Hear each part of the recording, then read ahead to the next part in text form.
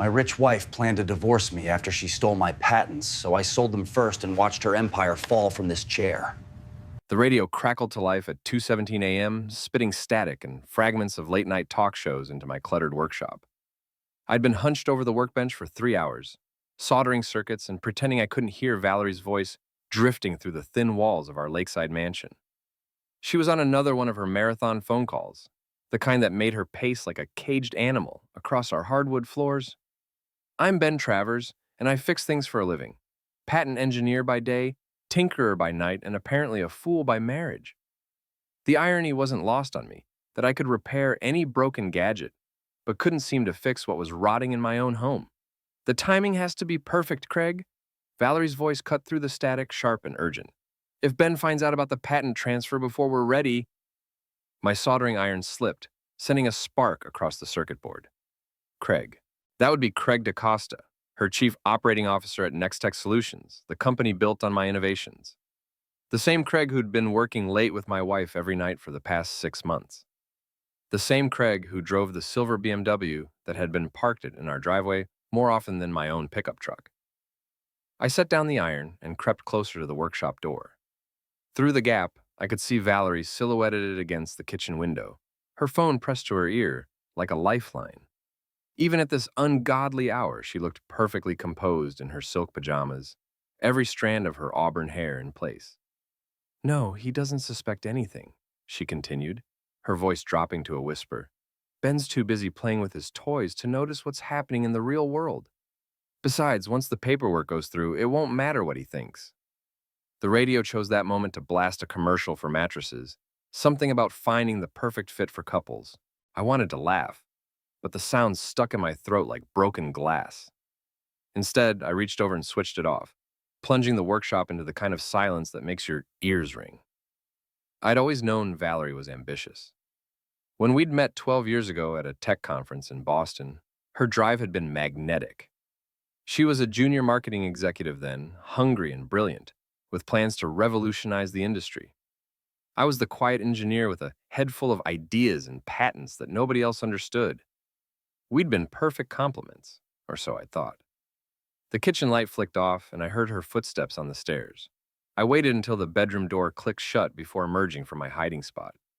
The house felt different now, like a crime scene waiting to be processed. Every shadow seemed to harbor secrets. Every familiar object transformed into evidence of my own stupidity. I padded barefoot to the kitchen and opened the refrigerator, not because I was hungry, but because I needed something to do with my hands.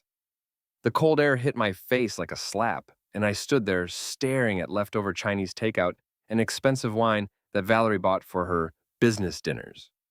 That's when I saw it. Her tablet was charging on the counter, its screen dark, but not locked. Valerie had always been careless with her devices, secure in the knowledge that I was too respectful of her privacy to snoop, too trusting, too naive. My finger hovered over the screen for exactly 3 seconds before I tapped it awake.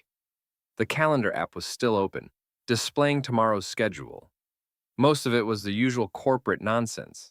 Board meetings, conference calls, lunch with investors. But there, blocked out from 7 to 11 p.m., there was a recording that made me freeze. Celebration dinner, Harbor Grand Hotel, Suite 412. Below that, in smaller text, pack overnight bag. Tell B working late on Morrison account. The Morrison account had been closed for 6 months.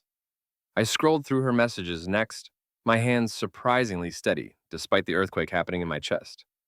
Most were standard business communications, but buried among them was a thread with Craig that read like a roadmap to my own destruction. Craig, lawyers confirmed the patent loophole. Once we file the transfer documents, Nextech will own everything outright. Valerie, what about Ben? He's not stupid. Craig, by the time he figures it out, it'll be too late. Besides, what's he gonna do? Sue his own wife? Valerie, ex-wife, if everything goes according to plan. The phone slipped from my numb fingers, clattering onto the granite countertop loud enough to wake the dead. But the house remained silent, except for the hum of the refrigerator and the sound of my world collapsing. I stood there in the dark kitchen wearing nothing but boxers and the weight of 12 years of marriage, and felt something cold and sharp crystallize in my chest. It wasn't heartbreak exactly. It was something harder, more useful. Because here's the thing about being a patent engineer. You learn to think systematically. You learn to identify problems, trace them to their source, and develop solutions. You learn that every system has vulnerabilities, and every vulnerability can be exploited if you're patient enough to find the right leverage point.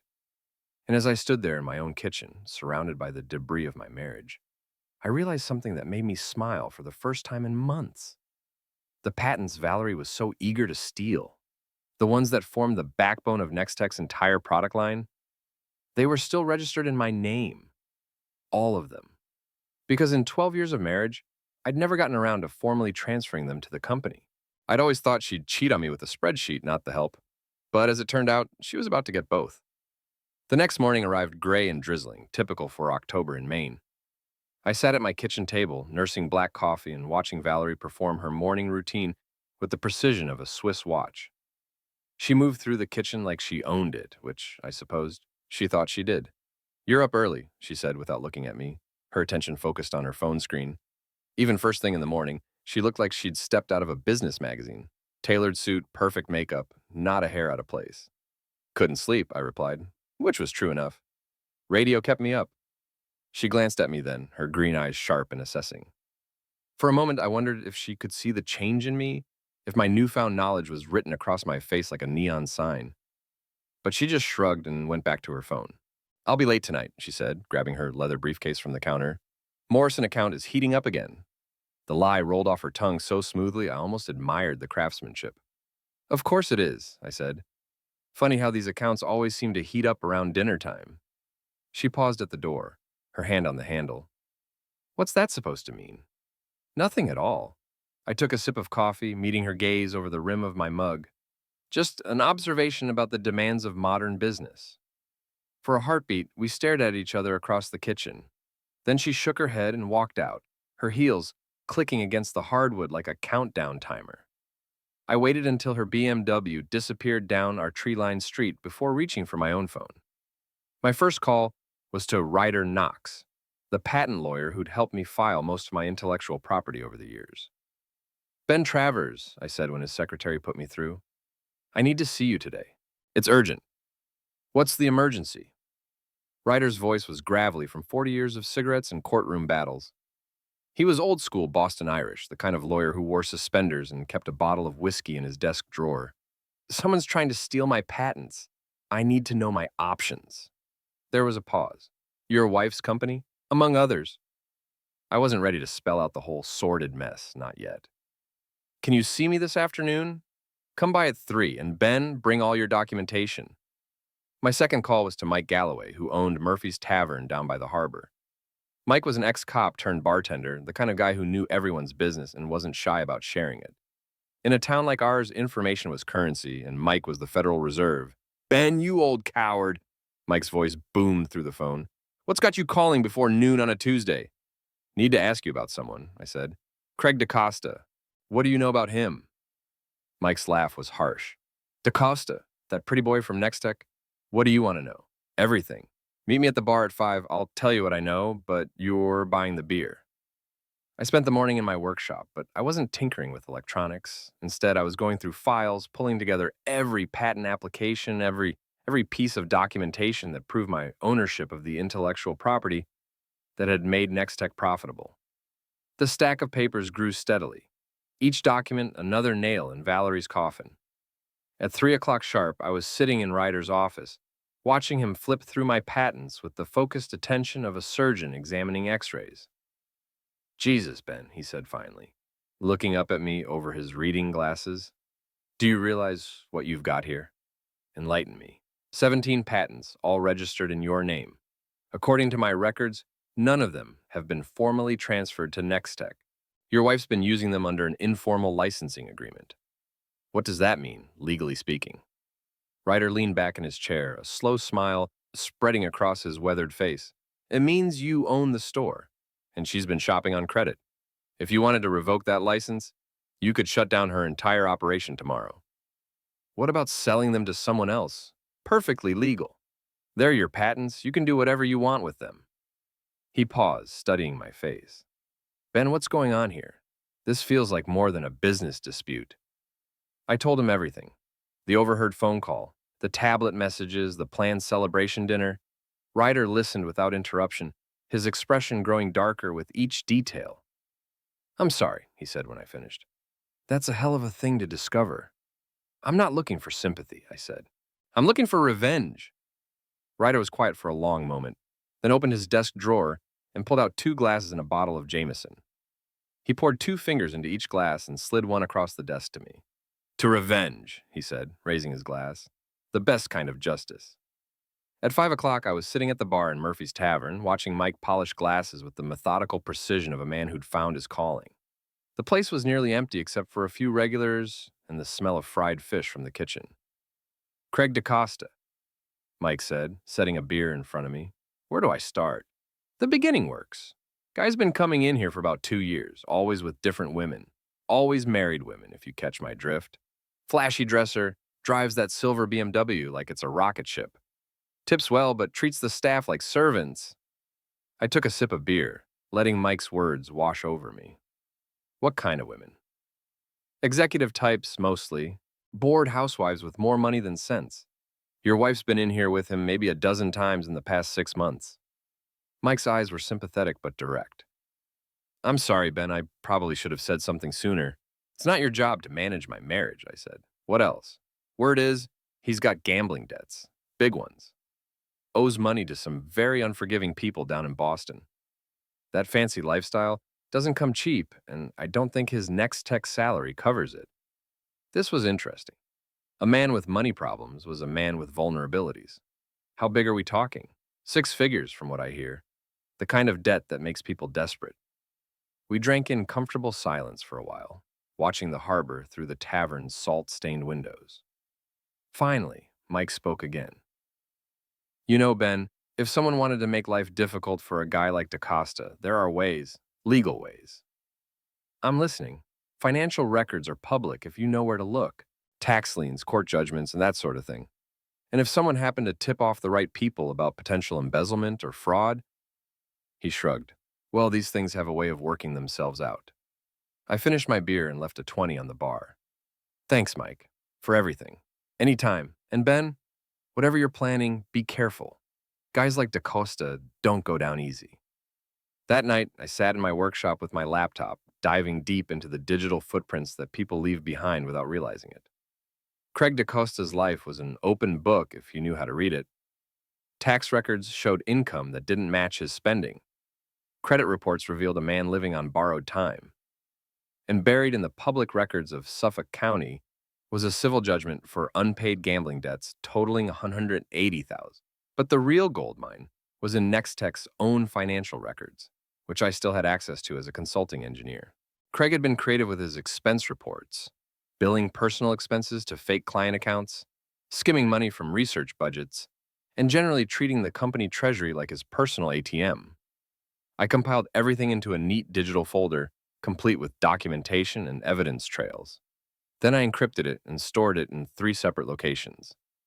Insurance, in case things got messy. By midnight, I had a plan. It was elegant in its simplicity, devastating in its scope, and completely legal. Craig DaCosta and my wife wanted to play games with my patents? Fine, I'd show them what a real game looked like. Tomorrow, Valerie would have her celebration dinner, and I would give her something worth celebrating. I woke up Wednesday morning with the kind of clarity that comes from having a purpose. Valerie was already gone, probably off to prepare for her evening of betrayal, which gave me the freedom to set my plan in motion. My first stop was Competitive Dynamics, Inc., Nextech's biggest rival in the region. Their headquarters was a gleaming glass tower in downtown Portland, the kind of building that screams success and ambition. I'd done consulting work for them years ago, before Valerie had made me promise to focus exclusively on Nextech projects. "Ben Travers," I announced to the receptionist. "I'm here to see David Morrison." Morrison was CDI's chief technology officer, a sharp-eyed man in his 50s who'd been trying to poach me from Nextech for years. He greeted me in his corner office with obvious curiosity. "This is unexpected," he said, gesturing for me to sit. "What brings you to enemy territory?" "I have a business proposition." I opened my briefcase and pulled out a folder containing copies of my patent documentation. "How would you like to own the technology that's been keeping you in second place?" Morrison's eyebrows shot up as he flipped through the papers. These are Nextech's core patents. No, I corrected. These are my patents. Nextech has been using them under an informal licensing agreement that I'm about to terminate. I spent the next hour explaining the situation, watching Morrison's expression shift from skepticism to amazement to barely contained excitement. By the time I finished, he was practically salivating. "What are you asking for them?" he said. $2 million in cash with a consulting contract for another $500,000 over 2 years. It was more money than I'd ever dreamed of having, but less than the patents were actually worth. The catch is, the sale has to be finalized today. Today? Morrison frowned. Ben, transactions like this usually take weeks to process. Then I guess you'll have to decide how badly you want to put Nextech out of business. He stared at me for a long moment, then picked up his phone. "Get me legal and finance. Emergency meeting in conference room A. Now!" While Morrison's team scrambled to put together the paperwork, I drove across town to my second appointment. Lisa Fenn lived in a sprawling colonial in the suburbs, the kind of house that screamed upper-middle-class success. She answered the door in yoga pants and a tank top, her blonde hair pulled back in a ponytail. "Ben?" She looked genuinely surprised to see me. "What are you doing here?" Lisa was Valerie's best friend and Nextech's head of human resources.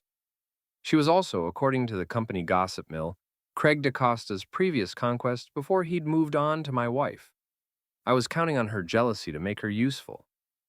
"We need to talk," I said, "about Craig and Valerie." Her expression hardened. "I don't know what you mean." "Sure you do. You know exactly what I mean. The question is, are you going to help me stop them, or are you going to go down with their ship?" I spent 20 minutes laying out everything I knew, watching Lisa's face cycle through denial, anger, and finally calculation. She was a survivor, the type who always landed on her feet no matter how many bodies she had to climb over.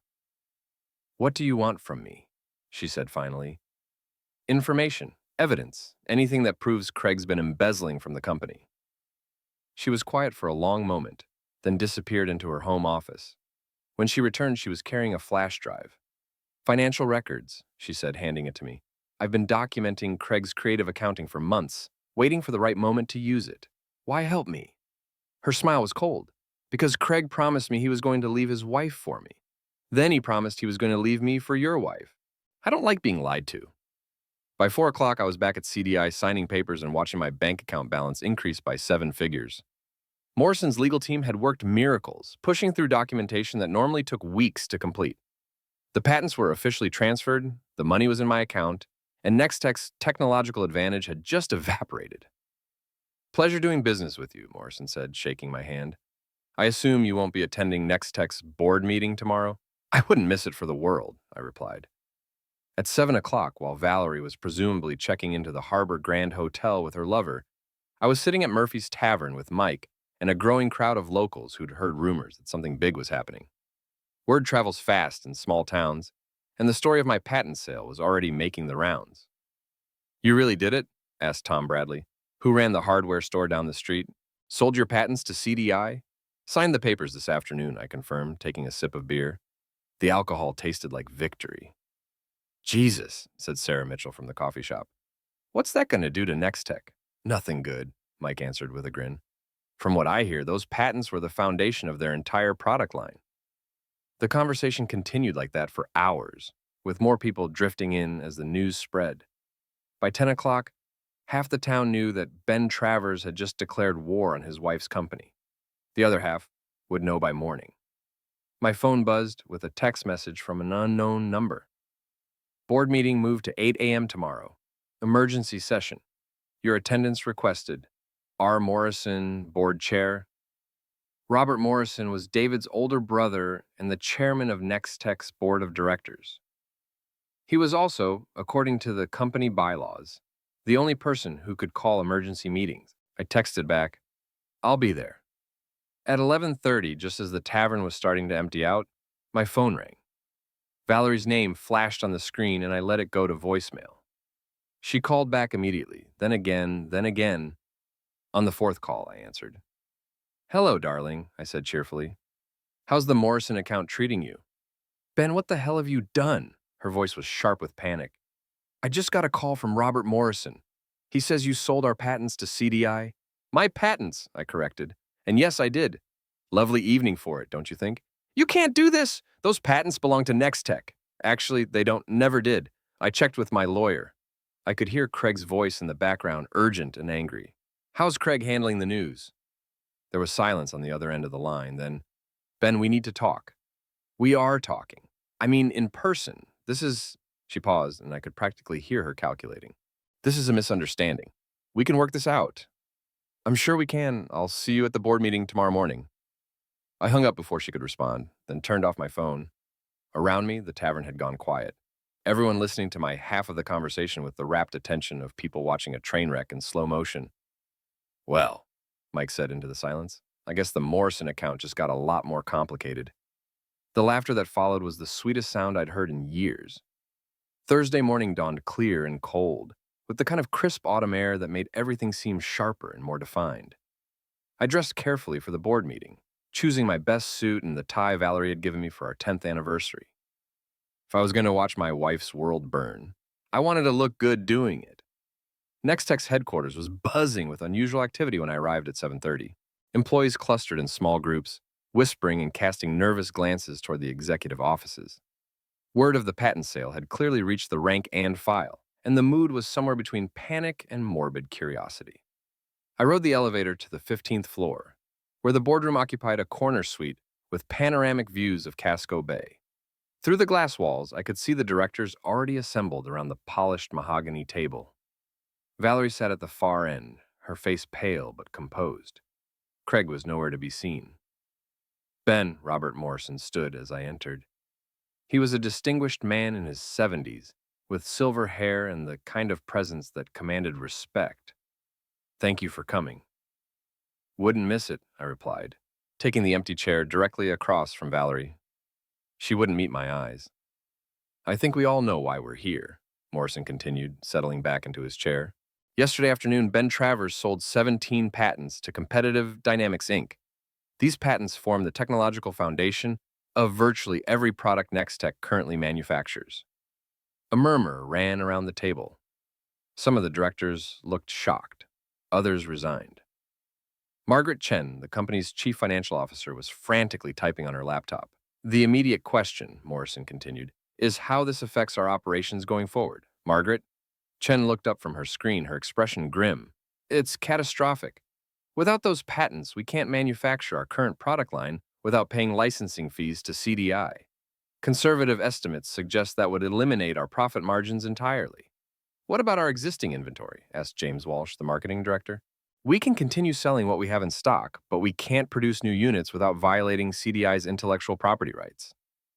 The room fell silent except for the scratch of pens on legal pads and the distant hum of traffic 15 floors below.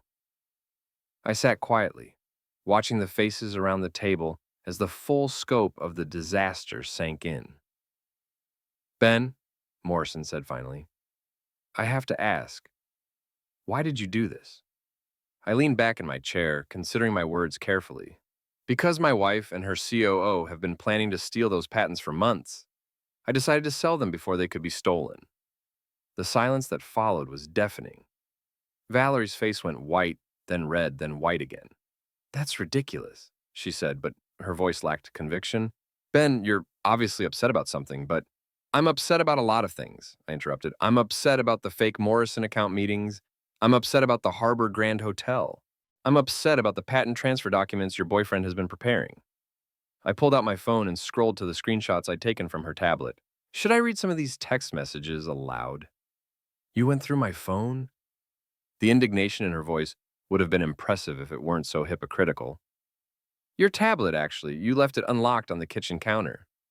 I stood up and walked to the window, looking out over the harbor where fishing boats were heading out for the day's catch. Funny thing about those patents, Valerie. You spent so much time planning to steal them that you never bothered to check who actually owned them. Behind me, I could hear whispered conversations and the shuffle of papers. When I turned back to the table, Morrison was studying a document that one of the other directors had handed him. According to our corporate records, Morrison said slowly, these patents were supposed to be transferred to Nextech ownership as part of Ben's original consulting agreement 12 years ago. Supposed to be, I agreed. But the paperwork was never filed. I kept meaning to get around to it, but somehow I never did. Lucky thing, as it turned out. "Where's Craig?" asked Walsh suddenly. "Shouldn't the COO be here for this discussion?" Valerie's eyes darted toward the door, then back to the table. "He's handling some urgent business." "Actually," I said, pulling the flash drive Lisa had given me from my pocket, "Craig is probably meeting with federal investigators about now. This contains evidence of embezzlement, fraud, and several other felonies that should keep him busy for the foreseeable future." I slid the drive across the table to Morrison, who picked it up like it might explode. "I received this information from a concerned employee who felt the board should be aware of certain irregularities in the company's financial records." The boardroom erupted in chaos. Directors demanded explanations, lawyers were summoned, and Valerie sat frozen in her chair like a deer caught in headlights. Through it all, I remained calm, answering questions when asked and volunteering information when it seemed helpful. By 10 o'clock, the immediate crisis had been contained. Craig DaCosta had indeed been arrested at his apartment that morning, charged with embezzlement and fraud based on the evidence Lisa had provided. Valerie had been placed on administrative leave pending a full investigation into her role in the scheme. And Nextech's board had authorized Morrison to begin negotiations with CDI for a licensing agreement that might keep the company afloat. "There is one more thing," Morrison said as the meeting began to wind down. "David Morrison from CDI called me this morning with an interesting proposition." I raised an eyebrow. "Oh?" "They're offering to hire you as their chief technology officer. Apparently, they're very impressed with your work." Morrison's smile was thin. "They're also offering to license your patents back to Nextech at a reasonable rate, provided certain management changes are made." The implication was clear. Valerie was finished, Craig was facing prison time, and I was being offered the chance to rebuild the company from the ground up under new ownership. "That's generous of them," I said. "I'll have to think about it." As the directors filed out of the boardroom, Valerie finally found her voice. "Ben, please, we need to talk." "Do we?" I gathered my papers and slipped them into my briefcase. "I think we've said everything we need to say." "This isn't over," she said, and for the first time that morning, there was steel in her voice. "You think you've won, but this isn't over." I paused at the door and looked back at her. She was still beautiful, still poised, still dangerous, but she was no longer my problem. "You're right," I said. "It's not over, but it's not going to end the way you think it is." The next few days passed in a blur of legal meetings, phone calls, and newspaper interviews. The story of Nextech's collapse had captured the local media's attention, and I found myself cast in the unlikely role of the wronged husband who'd brought down a corporate empire. The irony wasn't lost on me.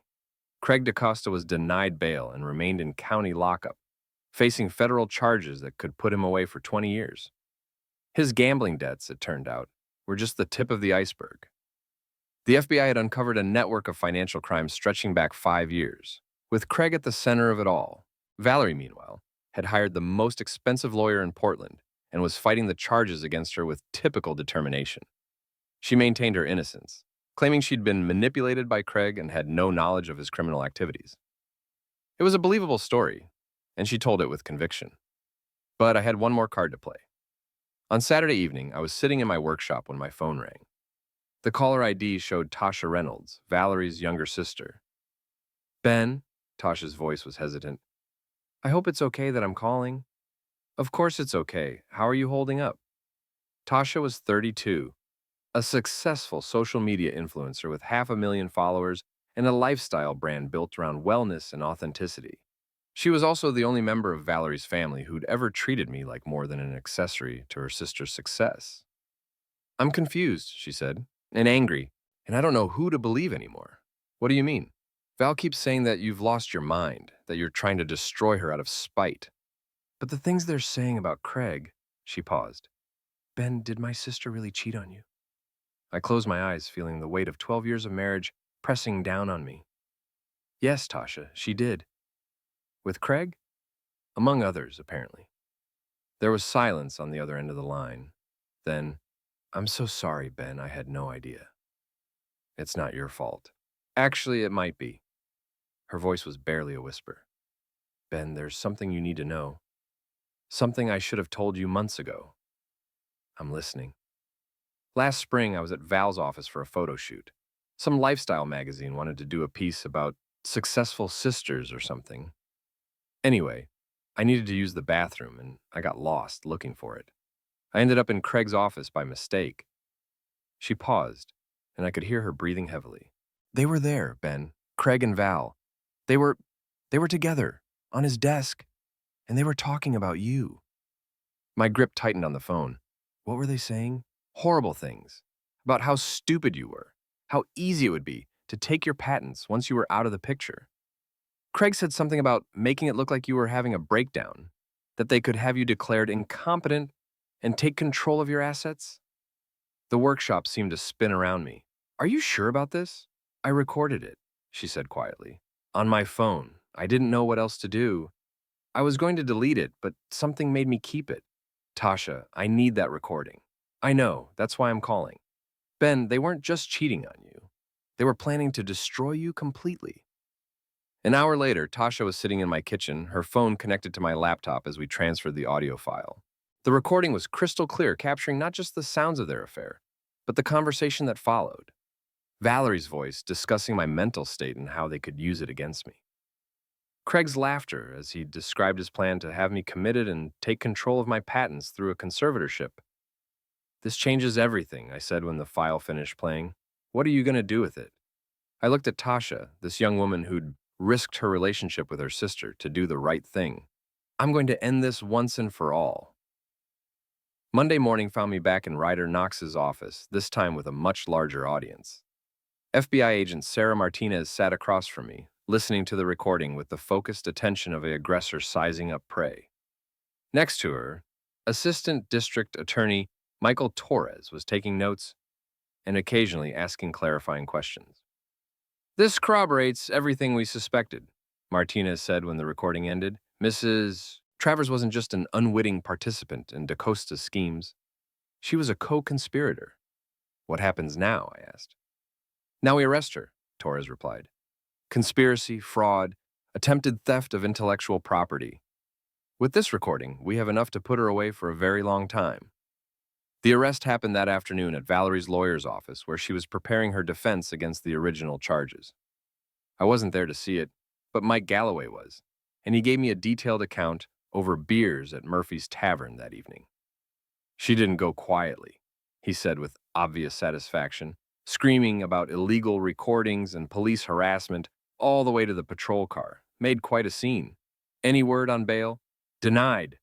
Judge said she was a flight risk, what with her passport and the $200,000 in cash they found in her safety deposit box. I nodded, feeling a strange mix of satisfaction and sadness. 12 years of marriage, and it had come to this. You know, Mike continued, there's something poetic about the whole thing. She tried to steal your patents, and you ended up owning her entire company. He was right. CDI's acquisition of Nextech had been finalized that morning, with me as the new chief technology officer and a significant equity stake in the combined company. I was wealthier than I'd ever dreamed of being, and my former wife was facing decades in federal prison. But the real satisfaction came from something simpler. I'd won. Not through violence or illegal schemes, but through patience, planning, and the simple application of legal leverage at exactly the right moment. I'd taken everything she'd tried to steal from me and used it to destroy her instead. My phone buzzed with a text message from an unknown number. You think you're so smart, but this isn't over. I'll find a way to make you pay for what you've done. I showed the message to Mike, who shook his head. She's texting you from jail? Apparently. What are you going to do? I deleted the message and put my phone away. Nothing. She's someone else's problem now. 3 weeks later, I was standing on the roof of CDI's parking garage, looking out over the harbor as the sun set behind the islands. It had been a long day of meetings and planning sessions, but a productive one. The integration of Nextech's assets was proceeding smoothly, and we were already developing new products based on my latest patents. I heard footsteps behind me and turned to see David Morrison approaching. Thought I might find you up here, he said, joining me at the railing. How are you settling in? Better than I expected, I replied honestly. It feels good to be building something again instead of just maintaining it. Any regrets? I considered the question seriously. About the divorce, about Nextech, about sending my wife to prison? I shook my head. No regrets at all. Morrison nodded. Good, because I have some news that might interest you. Valerie's lawyer called today. She wants to make a deal. What kind of deal? Full confession in exchange for a reduced sentence? Apparently, federal prison doesn't agree with her. I laughed, a sound that echoed off the concrete walls around us. Too bad. She made her choice when she decided to steal from me. Now she gets to live with the consequences. That's what I told him. Morrison paused. Ben, can I ask you something? Of course. Did you plan all of this from the beginning? The patent sale, the evidence gathering, all of it? I thought about that first night in my workshop, listening to Valerie plot my destruction while I fixed a broken radio. Had I known then how it would all end? Had I planned every move? Or had I simply reacted to circumstances as they developed? I planned to survive, I said finally. Everything else was just details. Morrison clapped me on the shoulder. Well, you did more than survive. You won. As he walked away, I remained at the railing, watching the lights come on across the harbor. In the distance, I could see the Next Tech building, now dark and empty, waiting to be converted into condominiums. It seemed fitting somehow, that monument to corporate ambition transformed into something more honest and practical.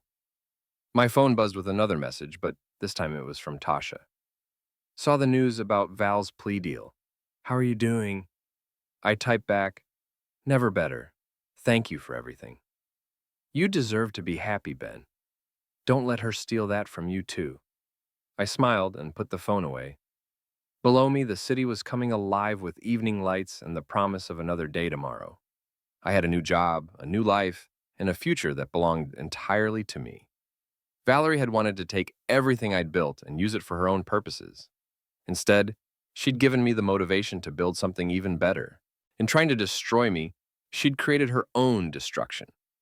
Sometimes, I reflected, the best revenge is simply letting your enemies defeat themselves, and sometimes you get to help them along the way. The end.